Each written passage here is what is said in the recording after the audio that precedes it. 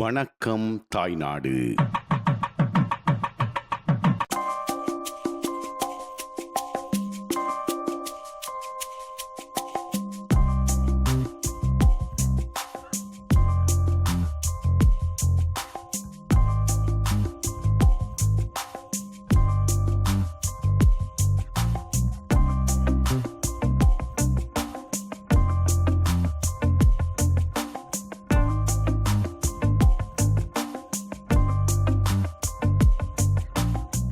இலங்கை வரலாற்றிலே பல வரலாற்று முக்கியத்துவம் வாய்ந்த இந்து ஆலயங்களை அறிந்திருப்பீர்கள். அந்த வகையிலே குறிப்பாக கண்ணகை அம்மன் ஆலயம் என்று சொன்னால் பல இடங்களிலே காணப்படுகின்றன. புங்குடுதீவு பகுதியிலே உள்ள கண்ணகை அம்மன் ஆலயம், வற்றாப்பிளை கண்ணகை அம்மன் ஆலயம், சுதுமலை பகுதியிலே அமைந்துள்ள கண்ணகை அம்மன் ஆலயம். அந்த வகையிலே இந்த கிழக்கிலங்கை பகுதியிலே அமைந்துள்ள காரைதீவு என்னும் இடத்திலே கோயில் கொண்டு எழுந்தருளியிருக்கின்ற கண்ணகை அம்மன் ஆலயத்தை பற்றி நிச்சயம் அறிந்திருப்பீர்கள். இந்த கண்ணகை அம்மன் ஆலயத்தை பற்றியதான பல வரலாற்று தொகுப்புகள் உங்களுக்காக காத்துக் கொண்டிருக்கின்றன. அந்த சிறப்புகளை பற்றி இன்றைய நிகழ்ச்சியிலே பார்க்கலாம், பாருங்கள்.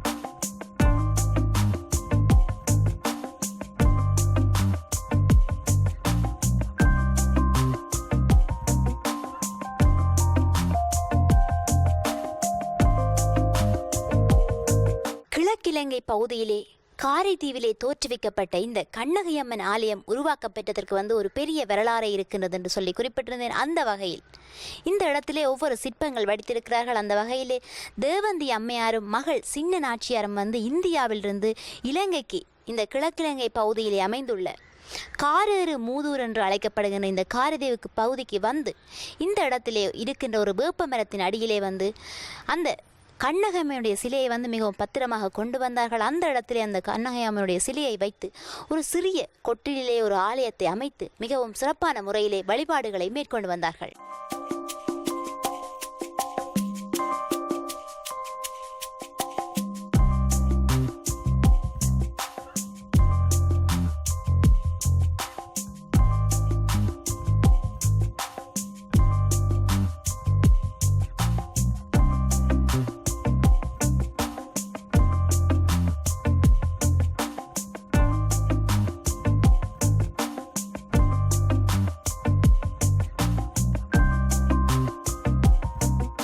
முன்னைய காலங்களிலே மன்னர்களுடைய ஆட்சிதான் சிறப்பாக இடம்பெற்றிருக்கிறது. மன்னன் என்று சொன்னால் நாட்டு வளத்தை சிறப்பாக கவனிப்பார்கள்.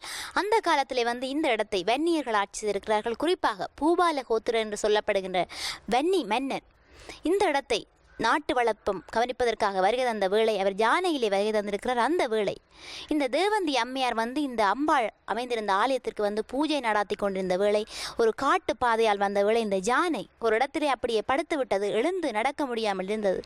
உடனே ஆச்சரியத்துடன் அந்த யானையை உற்று நோக்கிய பூபால கோத்திர மன்னன் தன்னுடைய மந்திரியிடம் என்ன என்று வினாவ அவர் சொல்லியிருக்கிறார், இந்த இடத்துல ஒரு கண்ணகை அம்மன் ஆலயம் அமைந்திருக்கிறது. அந்த ஆலயத்திலே பூஜை கூட சிறப்பாக இடம்பெற்றுக் கொண்டிருக்கிறது.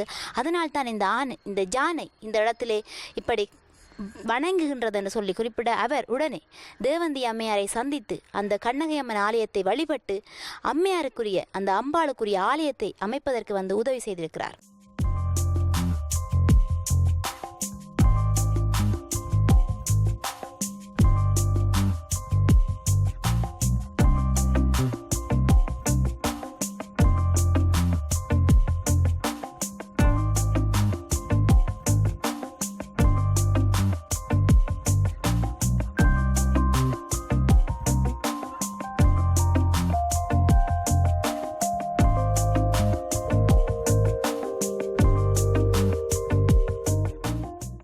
கோத்திர வன்னிமை மன்னன் என்ன செய்தார் என்று சொன்னால் அந்த யானை எழுந்து நடக்க முடியாமல் இருந்த வேளை அந்த யானையை எழுந்து நடக்க தேவந்தி அம்மையார் உதவி செய்திருக்கிறார். அதன் பின்னர் அவர் அந்த கண்ணகை அம்மன் ஆலயத்தை அமைப்பதற்கு உதவி செய்திருக்கிறார்.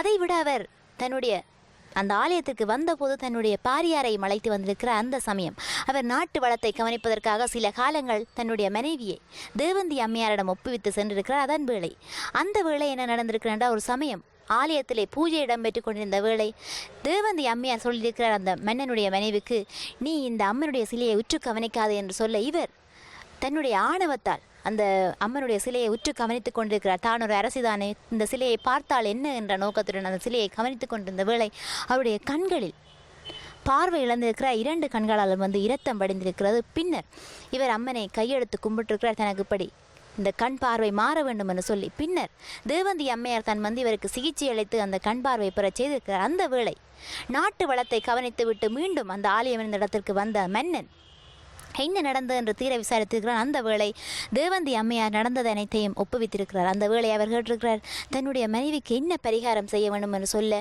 தேவந்தி அம்மையார் குறிப்பிட்டிருக்கிறார், நீ என்னவென்றாலும் இந்த ஆலயத்திற்கு தேவையான ஒரு தேவையை பூர்த்தி செய்ய என்று சொல்ல அவர் தன்னிடமிருந்த நெற்காணிகளை இந்த ஆலயத்திற்கு அன்பளிப்பாக வழங்கியிருக்கிறார்.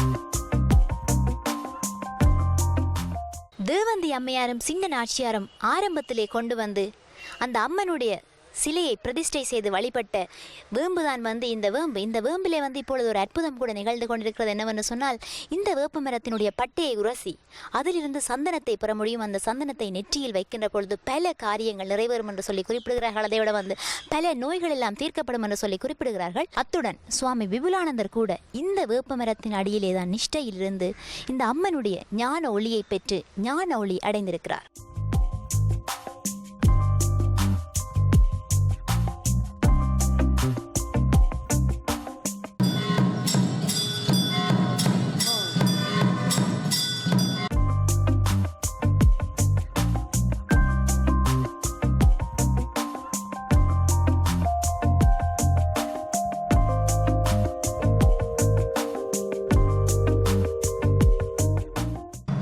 கோத்திர வன்னிமை மன்னன் தேவந்தி அம்மையாரிடம் நெற்காணிகளை கையளித்த பின்னர் இந்த ஆலயத்தை நிர்மாணிப்பதற்கு உதவி இருக்கிறான். அந்த வகையிலே இந்த ஆலயத்தை நிர்மாணிப்பதற்கு இந்தியாவின் பல்வேறு பகுதியிலிருந்து கற்களை கொண்டு வந்தான். அந்த வகையில் அந்த கற்களை உரசி பார்க்கின்ற பொழுது சிங்கங்களுடைய உருவங்கள் தோன்றுவதாக காணப்படுகிறது. அதைவிட தேவந்தி அம்மையார் தனக்கு பின் தனது வயது முதிர்ந்த காலத்திலே தன்னுடைய மகள் சின்ன நாச்சியாரிடம் இந்த ஆலய பொறுப்பை ஒப்புவித்திருக்கிறார். சின்ன நாச்சியாருக்கு விவாகம் இடம்பெற்று அந்த விவாகத்திலே 4 குழந்தைகள் பிறந்திருக்கின்றன. ஒரு ஆண் குழந்தையும் 3 பெண் குழந்தையும் பிறந்திருக்கின்றது. பிறந்த மூத்த ஆண் குழந்தைக்கு இந்த ஆலய பொறுப்பை சின்ன நாச்சியார் ஒப்புவித்திருக்கிறார். அவரின் பின்னர் அந்த ஆண் குழந்தையின் பின்னர் 3 பெண் குழந்தையினுடைய பரம்பரைகள் தான் அன்று தொட்டு இன்று வரை இந்த ஆலயத்தை நடாத்தி வருகிறார்கள்.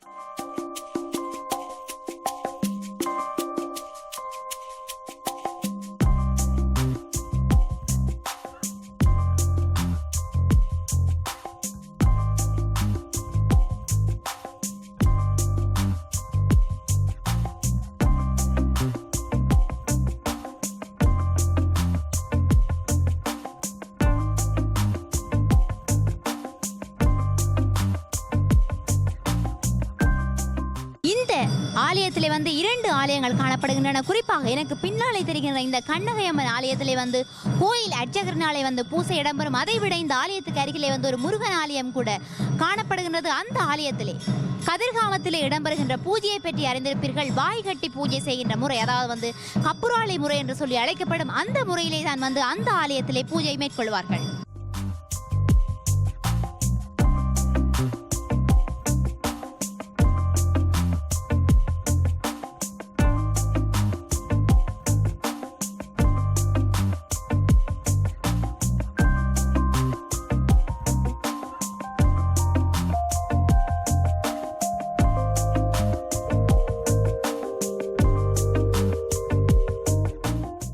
வரலாற்று அம்சங்கள் பொருந்திய பல புராதனமான கதைகளுடன் தொடர்புபட்ட இந்த ஆலயத்தை பற்றி நிச்சயம் அறிந்திருப்பீர்கள். இன்னும் ஒரு நிகழ்ச்சியிலே உங்களை சந்திக்கலாம். ஒளிப்பதிவாளர் புவியுடன் உங்கள் விஷானி.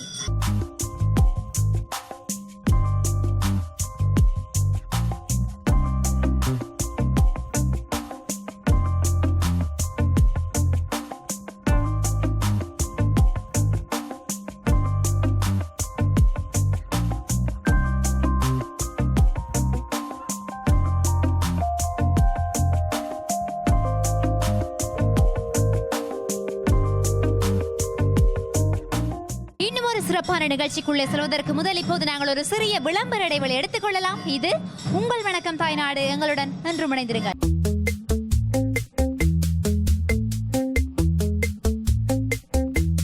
வணக்கம் தாய்நாடு.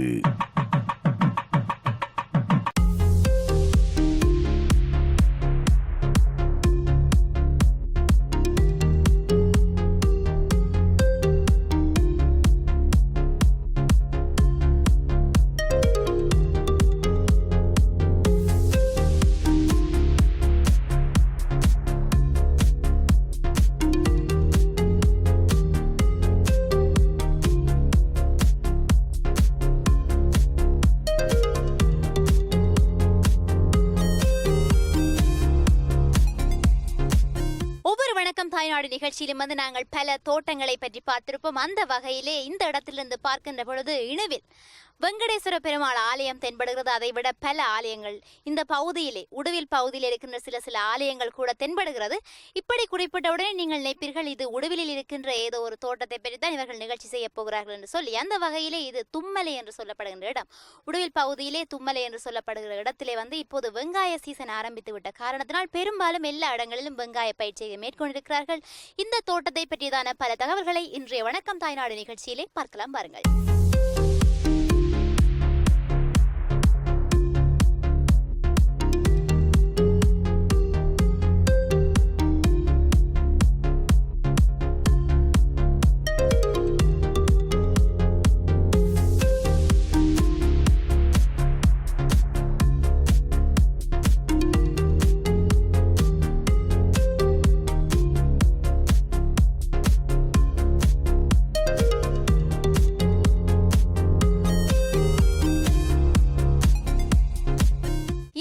பார்த்தவுடன் நீங்கள் நினைப்பீர்கள் அருகம்புல்லாக இருக்கிறது என்று கூட நீங்கள் நினைக்கலாம். ஆனால் இது அருகம்புல் அல்ல, இதை வந்து குரக்கன்.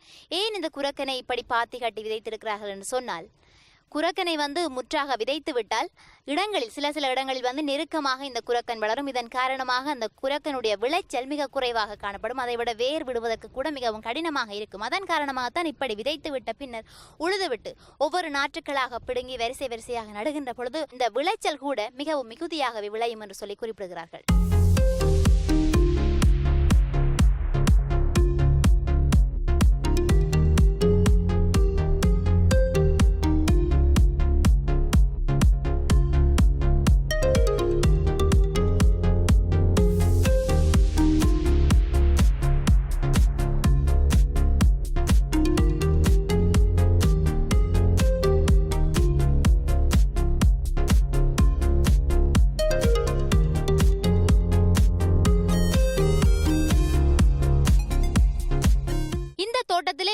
வகை வெங்காய இனங்கள் இருக்கின்றன. ஒன்று வந்து பெரிய வெங்காயம், சின்ன வெங்காயம், வேதாள வெங்காயம் என்று சொல்லி 3 இனங்கள் இருக்கின்றன. அதை விட இந்த தோட்டத்திலே இந்த ஐயா இந்த பாத்திக்கு தண்ணி கட்டி கொண்டிருக்கின்ற பொழுது கால்களாலே தண்ணியை ஏற்றி கொண்டிருக்கிறார். காரணம் என்னவென்று சொன்னால், கால்களாலே தண்ணியை ஏற்றினால் தண்ணி அந்த வெங்காய தாள்களிலே பட்டு மிகவும் செழிப்பாக அந்த வெங்காய தாள்கள் வளரும் என்று சொல்லி குறிப்பிடுகிறார். அதை விட இந்த வெங்காயங்கள் காய் பெரிதாக பருத்து வருவதற்கு வந்து இங்கே யூரியா, அமோனியா போன்ற பசலைகளை பயன்படுத்துகிறார்கள். அதை விட இங்கே இந்த பாத்தி மூட்டு வரம்பு காய் பாத்தி என்று தான் இந்த பாத்தியை அழைப்பார்கள். இந்த பாத்திக்கு 3 நாட்களுக்கு ஒரு தடவை இங்கே நீர் பாய்ச்சுவார்கள். இதனுடைய வளர்ச்சி காலம் வந்து 3 மாதங்கள் ஆகும்.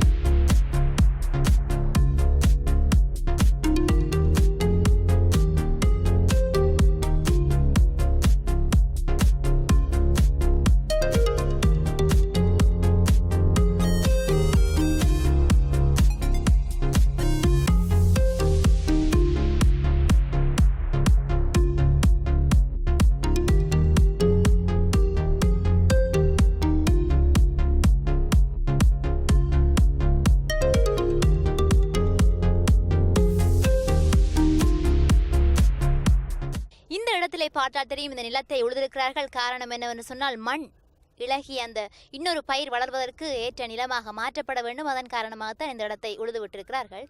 இந்த இடத்திலே எல்லா பயிற்சிகளும் செய்வதற்கு ஏற்ற ஒரு நிலமாக இருக்கிறது. சில இடங்களில் பார்த்தால் தெரியும் கத்தரி மட்டும்தான் பயிரிடுவதற்கு ஏற்ற நிலமாக இருக்கும். சில இடங்களில் மிளகாய் மட்டும்தான் பயிரிடுவதற்கு ஏற்ற நிலமாக இருக்கும். அதைவிட சில இடங்களில் பார்த்தால் தெரியும் வெள்ளாரைகள், பொன்னாங்கானி போன்ற கீரை இனங்கள் பயிரிடுவதற்கு ஏற்ற நிலமாகத்தான் இருக்கும். ஆனால் இந்த நிலத்தை பொறுத்தவரையிலே இப்போது இந்த வெங்காய சீசன் தொடங்கிவிட்ட காரணத்தினால் இப்போது எல்லா இடங்களிலுமே வெங்காயம் பயிரிட்டிருக்கிறார்கள். இதே வெங்காய சீசன் நிறைவடைந்த பின்னர் இங்கே கத்தரி, மிளகாய், வெண்டி போன்ற பல பயிற்சிகளை மேற்கொள்வார்கள். அது நிறைவடைந்த பின்னர் குறிப்பாக மார்கழி மாதத்திலே இங்கே புகையிலை பயிற்சியை மேற்கொள்வார்கள்.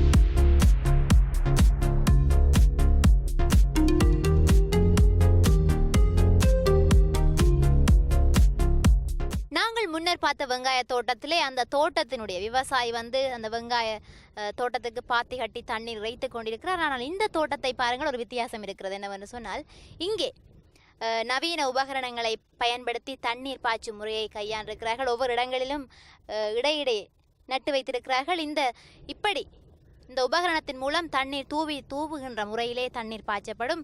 இந்த தூவுகின்ற முறை நாங்கள் முன்பு பார்த்த இடத்திலே காலால் தண்ணி தூவினார். காரணம் என்னவென்று சொன்னால் அங்கே அந்த இலைகள், இந்த வெங்காய தாள்கள் மிகவும் செழித்து வளர்வதற்கு தான் அப்படி முறையை பயன்படுத்துகிறார். ஆனால் இவர்கள் இந்த வெங்காயம் வளர்வதற்கும் இப்படி இலைகள் செழித்து வளர்வதற்கும் இந்த முறையை பயன்படுத்துகிறார்கள். அதைவிட இந்த வெங்காய தோட்டத்திலே பாருங்கள், இடையிடையே பார்த்தால் தெரியும் வெங்காயங்கள் அழுகி காணப்படுகின்றன. காரணம் என்னவென்று சொன்னால் சில நாட்களாக தொடர்ந்து பெய்த அடைமழையின் காரணமாக இந்த இடத்துல இந்த வெங்காய தோட்டத்திலே சில அழிவுகள் ஏற்பட்டிருக்கின்றன. அதைவிட இந்த தோட்டத்திலே இப்போதுதான் இந்த தோட்டம் ஈரப்பதமாக காணப்படுகிறது. நான் நினைக்கின்றேன் சில நேரங்களுக்கு முன்னர் தான் இந்த தோட்டத்திலே தண்ணீர் பாய்ச்சியிருக்கிறார்கள்.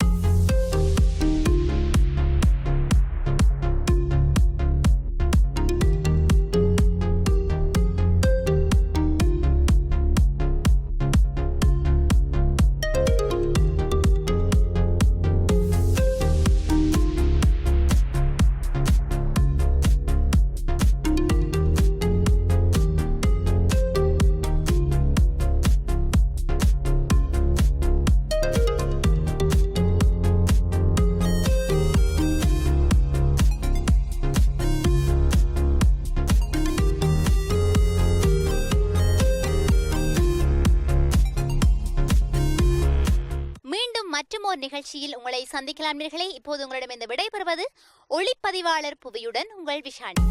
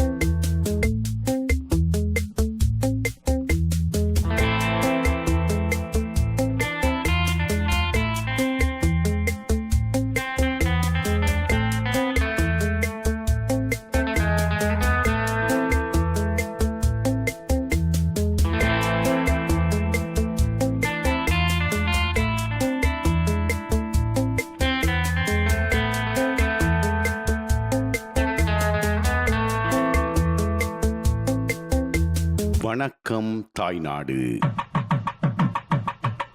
கிளைகள் எங்கே படர்ந்தாலும் வேர் இங்கேதான்.